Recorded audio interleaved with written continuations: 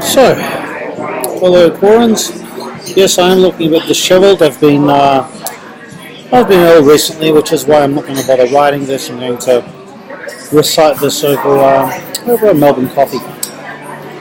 Now that the brouhaha over question details deletion has kind of settled, I thought it would be appropriate, and this arose out of a discussion I had on comments with Kat Rechtenwald, for those of us on the Uncertainty blog to reflect on not what it is that drives us away from Quora, but why the hell we stay. I think it would be useful for us to gauge what keeps us here, both for our sanity and in order to make a rational cost-benefit analysis of are there other places that might give us similar benefits and less downsides.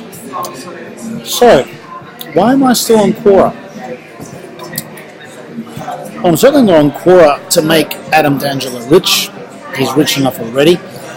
I'm certainly not on Quora to contribute to some great AI project. If I wanted to do that, I'd stick with Wikipedia, which is after all more open source.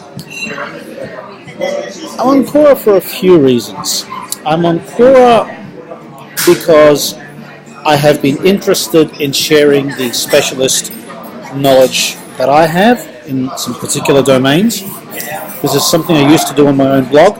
In fact, the subtitle of my Greek linguistics blog was Making Greek Linguistics Googleable in English.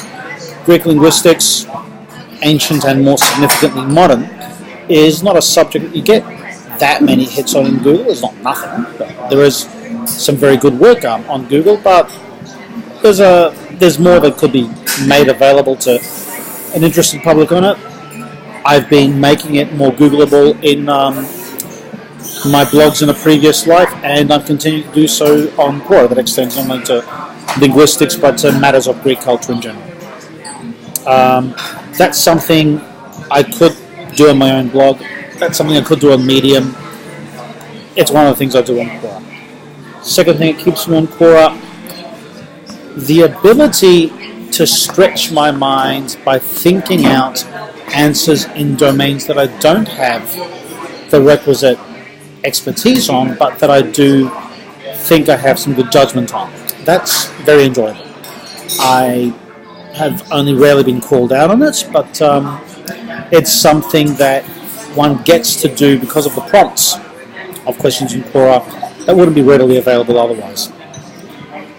Third reason is learning about subject matter tangentially related to my core interests that I might not otherwise have been exposed to through the social networks that I've built on Quora or through related questions. I've learned a lot about cultures neighbouring Greece that I wouldn't have otherwise had access to. I've learned a fair bit about several areas that I have had some interest in but never actively pursued. American politics, cultural politics. There's more, but I can't think right now because of a headache. That's been valuable. That's also something that I could get elsewhere, but I wouldn't get on a blog writing on my own. Might get in a medium.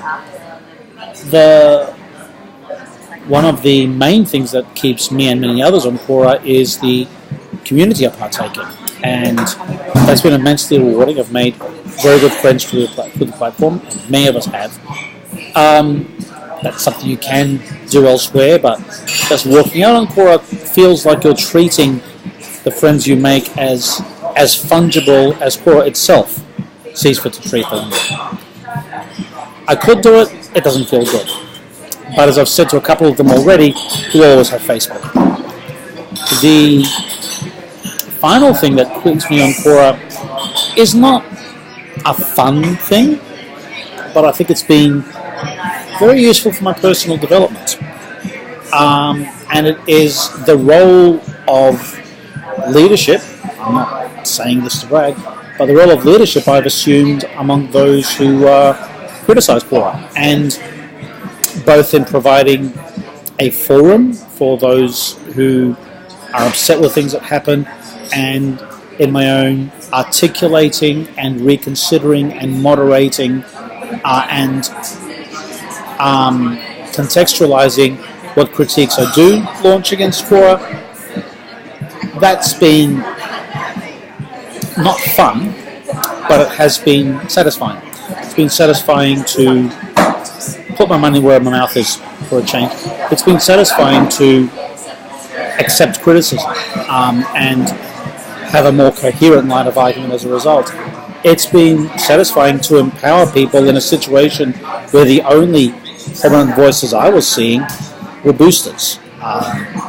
And it's been satisfying to unearth and make people aware of things that go wrong, not in the hope that it'll change anything, but in order to make the community I'm part of better aware of what's going on. The necrolog was begotten of a desire to stare an executioner in the face and say, this list, you did this. Not even to say that it was all wrong, but even to say that most of it was wrongly meted out. But as a measure of accountability nonetheless. The insurgency is there in order to be a gathering place for all that is worthy of discussion or debate or criticism about Quora. Not necessarily all negative, although mostly is, but away from the exacerbatedly servile boosterism that there's an abundance of already in Quora. That's why I'm on there for now. Most of it I can find elsewhere. I'm not leaving yet. What's your story? Signing out.